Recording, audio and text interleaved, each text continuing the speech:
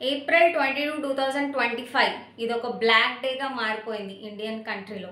ఎందుకంటే జమ్మూ కాశ్మీర్లో జరిగిన అటాక్ అటువంటిది.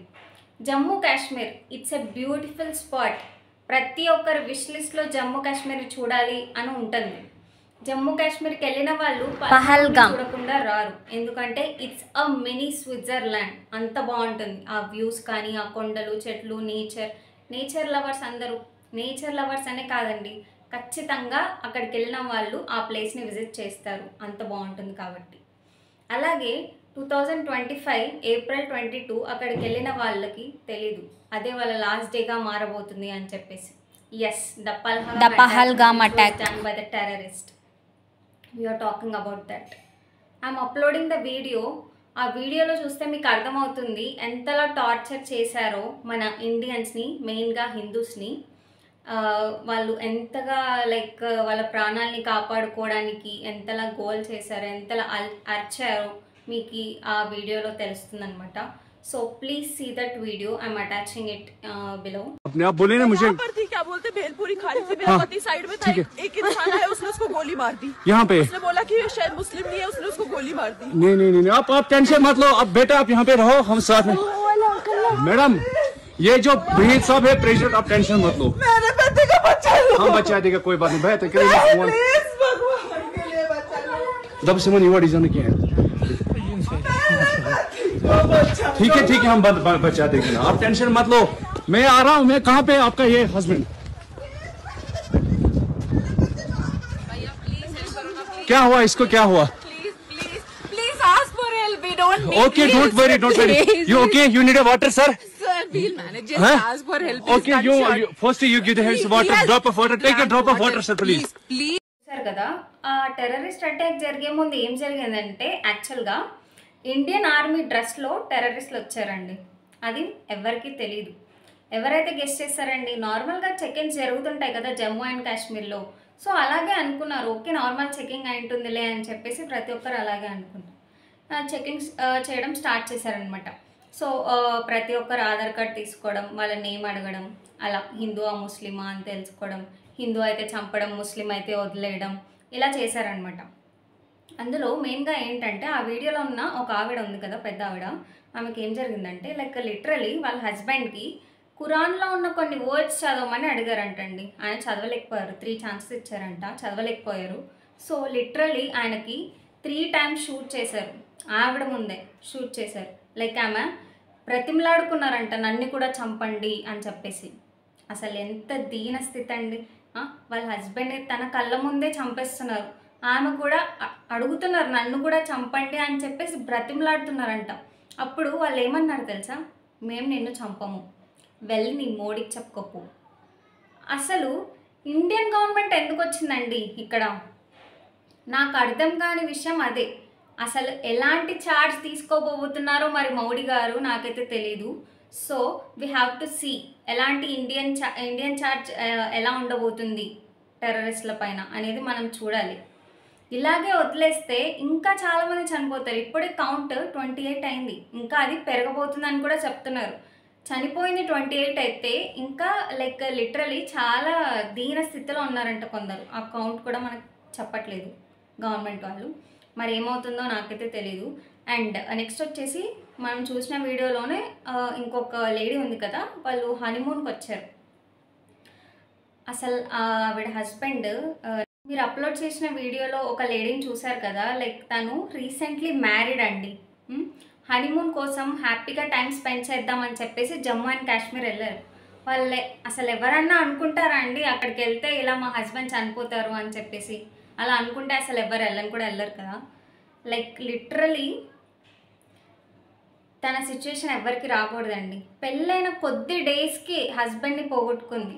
ఇలాంటివన్నీ మనం సినిమాలోనే చూస్తుంటాం, బట్ రియాలిటీలో కూడా అవే జరుగుతున్నాయి మనం గమనించినట్లయితే. సో అసలు పాపం అండి, ఆ అమ్మాయిని చూస్తే ఎవరికైనా సరే లిటరలీ టీయర్స్ వచ్చేస్తాయండి. పహల్గామ్లో అటాక్ జరగడానికి మెయిన్ రీజన్స్ ఏంటి అంటే అదొక హిల్ స్టేషన్ అనమాట. అక్కడికి ఏ కార్స్ కానీ వెహికల్స్ కానీ వెళ్ళడానికి వీలు ఉండదు. వెళ్ళాలి అంటే నడుచుకుంటూ వెళ్ళాలి, లేదంటే హార్సెస్లో వెళ్ళాలి. ఇక్కడ అదే ఒక బ్యాక్గా మారిపోయిందని చెప్పచ్చు మనము. ఏంటి అంటే లైక్ నార్మల్గా టెర్రరిస్టులు ఇండియన్ ఆర్మీలో డ్రెస్ చేసుకొని వచ్చేసారనమాట. ఇండియన్ ఆర్మీస్గా డ్రెస్ చేసేసుకొని వచ్చేసారు. సో అక్కడ ఏమనుకున్నారు టూరిస్టులు అందరు చూసి, ఓకే లైక్ నార్మల్గా జమ్మూ కాశ్మీర్లో సెక్యూరిటీ ఇష్యూస్ జరుగుతుంటాయి కదా, సో అలాంటిది ఏమైనా అయ్యి ఉండొచ్చు, అందుకే చెకింగ్స్ చేస్తున్నారేమో అని చెప్పేసి అందరూ నార్మల్గా ఉండి కూల్గా ఉన్నారనమాట. వాళ్ళు వన్స్ ఐడీస్ చూసి గన్తో షూట్ చేయడం మొదలుపెట్టారు. అప్పుడు టూరిస్టులకు అర్థమైంది వీళ్ళు ఇండియన్ ఆర్మీ అయితే కాదు టెర్రరిస్టులు అని చెప్పేసి వాళ్ళకి అర్థమైపోయింది. లిటరలీ ఎలా చంపారంటే జనాల్ని, హ్యాపీగా ఫొటోస్ దిగుతుండే వాళ్ళని అండ్ హార్స్ రైడింగ్ చేసే వాళ్ళని, హార్స్ మీద కూర్చున్న వాళ్ళని అలాగే ఎలా ఉన్నారో అలాగే చంపేశారు. అండ్ ఇంకా కొందరినైతే లైక్ లిటరలీ డ్రెస్సెస్ ఇప్పేసి చంపేశారంట. అండ్ కొందరిని ఖురాన్ని చూపించి చదివి వినిపించమని అడిగి మరీ చంపేశారంట. హిందూస్కి రాదు కదండి ఖురాన్ చదవడం, సో వాళ్ళకి అర్థమైపోద్ది వీళ్ళు హిందూసే అని చెప్పేసి. సో ఎవరైతే హిందూస్ ఉన్నారో వాళ్ళకి మెయిన్ టార్గెట్గా మారారు టెర్రరిస్టులకి, వాళ్ళని చంపేశారు. అసలు ఇలాంటి ఒక ఇన్సిడెంట్ని మనం ఇంతవరకు గతంలో ఎప్పుడు చూడలేదు. ఇలాంటి ఇన్సిడెంట్స్ మనం చూడాలి అని కూడా అనుకోవట్లేదు. చూడాలి అనుకోకూడదు అంటే మన ఇండియన్ గవర్నమెంట్ చాలా స్ట్రిక్ట్గా ఉండాలి. ఇదే ఒక మెయిన్ రీజన్గా తీసుకొని ఆ పాకిస్తాన్ అనే ఒక కంట్రీని ఇండియన్ మ్యాప్లో లేకుండా చేసేయాలి. ఇలా చేస్తే తప్ప వాళ్ళకి బుద్ధి రాదు. అండ్ ప్రతిదానికి ఇలా టెర్రరిస్ట్ల అటాక్ అవన్నీ తీసుకొని లైట్ తీసుకోకుండా ఉండి జనాలకి సెక్యూరిటీ మెయిన్గా ప్రొవైడ్ చేయాలి. యాక్చువల్లీ పహల్గామ్లో మెయిన్ రీజన్ ఏంటి అంటే అక్కడ సెక్యూరిటీ అనేది ఉండదు. బికాస్ పహల్గామ్ అనేది స్టేషన్ అనమాట. అక్కడ చుట్లు కొండలు చెట్లు అవన్నీ ఉంటాయి. ఇండియన్ ఆర్మీ అక్కడ ఉండరు. సో సెక్యూరిటీ అనేది అక్కడ చాలా తక్కువ, అసలు లేదు సెక్యూరిటీ అనేది. ఉండింటే ఇంతలా కూడా జరిగేదే కాదేమో. సో అక్కడ ఏంటి అంటే ఆ ప్లేస్కి వెళ్ళాలి అంటే బై కార్స్ వెళ్ళలేము, just by walk or else horse raidings అవన్నీ ఉంటాయి, అందులో వెళ్ళాలన్నమాట.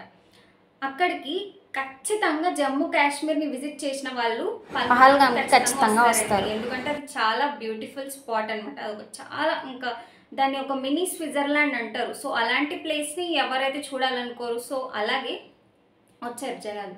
అండ్ ఇక్కడ ఏంటి అంటే ఇండియన్ ఆర్మీలో రావడం వల్ల మన టూరిస్టులకు ఎవరికీ తెలీదు వాళ్ళు టెర్రరిస్టులు అని చెప్పేసి. నార్మల్గా చెక్ చేస్తున్నారులే, లైక్ జమ్మూ కాశ్మీర్లో సెక్యూరిటీ ఇష్యూస్ అనేవి వస్తుంటాయి కదా, సో అలా అందుకు చెక్ చేస్తున్నారేమో అని చెప్పేసి అందరూ లైట్ తీసుకున్నారు. వన్స్ ఐడీస్ చూసి కాల్చడం ఎప్పుడైతే స్టార్ట్ చేశారో టూరిస్టులకు అప్పుడు అర్థమైంది, ఓకే వీళ్ళు టెర్రరిస్టులు, ఆర్మీ అయితే కాదు, ఇండియన్ ఆర్మీ అయితే అస్సలు కాదు అని చెప్పేసి వాళ్ళకి అప్పుడు అర్థమైందండి. లైక్ లిటరలీ ఎలా చంపారంటే కొందరినైతే హ్యాపీగా ఫొటోస్ దిగుతుంటారు కదా, వాళ్ళని అలాగే చంపేశారు. అండ్ హార్స్ పైన రైడింగ్ చేసే వాళ్ళని హార్స్ పైన ఉన్న టైంలోనే చంపేశారు. అండ్ కొందరిని బట్టలు ఇప్పి చంపారు. కొందరిని ఖురాన్ చదవమని చెప్పేసి, హిందూస్ ఎక్కడ చదువుతారండి ఖురాన్, చదవలేరు కదా, సో ఖురాన్ చదవలేని వాళ్ళని లిటరలీ చంపేశారండి. ఎందుకంటే హిందూస్ అని అర్థమవుతుంది, హిందూస్ అయితే ఖురాన్ చదవలేరు కాబట్టి వాళ్ళకి అర్థమవుద్ది. ఎవరైతే ముస్లిమ్స్ ఉన్నారో వాళ్ళని వదిలేశారు, హిందూస్ని చంపేశారు. లైక్ అసలు ఇలాంటి ఒక ఇన్సిడెంట్ని మనం ఇంతవరకు ఎక్కడ చూడలేదు. గవర్నమెంట్ దీన్ని అసలు చాలా స్ట్రిక్ట్గా తీసుకోవాలి, సీరియస్గా పనిష్ చేయాలని నేనైతే అనుకుంటున్నాను. We have to see what happens అనేది. ఈ దాడిలో చనిపోయిన వాళ్ళలో 6 days ముందే మ్యారేజ్ అయ్యి హనీమూన్కి వచ్చిన couple, he is a navy officer Vinay నర్మల్, తన వైఫ్ ముందే దారుణంగా చంపేశారండి. ఈ దాడిలో ఊపిరి వదిలేసిన వాళ్ళలో శుభం దేవేది అనే కపుల్, వాళ్ళకు కూడా రీసెంట్గా 2 months ముందే మ్యారేజ్ అయింది. అతని పేరు అడిగి మరీ దారుణంగా చంపేశారండి తన వైఫ్ ముందే. తెలంగాణ హైదరాబాద్కి చెందిన మనీష్ రంజన్ అనే ఒక వ్యక్తి ఇంటెలిజెన్స్ బ్యూరోలో వర్క్ చేసేవారు. ఒక 1 week లీవ్ తీసుకొని భార్య బిడ్డలతో హ్యాపీగా గడపాలి అని కాశ్మీర్కి వచ్చారు. బట్ వాళ్ళ భార్య బిడ్డల ముందే అతన్ని దారుణంగా చంపేశారు. ఈ దాడిలో ఆంధ్రప్రదేశ్ విశాఖపట్నానికి చెందిన ఒక రిటైర్డ్ బ్యాంక్ ఎంప్లాయ్ కూడా ఉన్నారండి. ఇతని బాడీ వచ్చేసి టెర్రరిస్ట్ అటాక్ జరిగిన ప్లేస్ కంటే కొంచెం దూరంగా వచ్చి పడిందనమాట. సో ఇక్కడ ఏంటంటే మనం గమనించినట్లయితే అతను ఎంతలా ట్రై చేసింటాడండి, తన ప్రాణాలని అరచేతిలో పెట్టుకొని కాపాడుకోవడానికి ఎంతలా ట్రై చేసింటాడు. బట్ ఇలాంటి ఒక క్రూర మృగాల చేతిలో ఆయన చనిపోయారండి.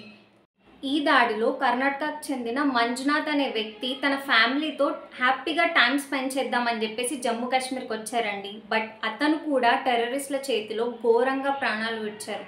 అది కూడా తన భార్య బిడ్డల ముందే తన హెడ్ని షూట్ చేసి మరీ చంపేశారండి అతన్ని. అసలు ఎంత దీన స్థితి అంటే అతనిది.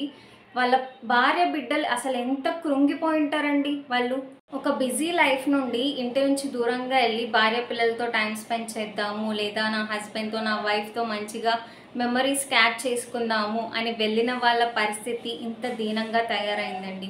This is all because there is no security in Pahalgam. ఒకవేళ సెక్యూరిటీ ఉండింటే ఈ సిచ్యువేషన్ వచ్చేది కాదేమో. సో ఇండియన్ గవర్నమెంట్ అనేది ఒక టూరిస్ట్ స్పాట్లో, అది కూడా ఒక ఫేమస్ టూరిస్ట్ స్పాట్ పహల్గామ్ అనేది. సో అక్కడ లైక్ సెక్యూరిటీ ఎందుకు ప్రొవైడ్ చేయలేదో నాకైతే అర్థం కాలేదు. అది హిల్ స్టేషన్ కావచ్చు, ఏదైనా కావచ్చు. ఒక టూరిస్టులు వస్తున్నారు అని అంటే అక్కడ ఖచ్చితంగా సెక్యూరిటీ అనేది ప్రొవైడ్ చేయాలి. అది ఇండియన్ గవర్నమెంట్ బాధ్యత.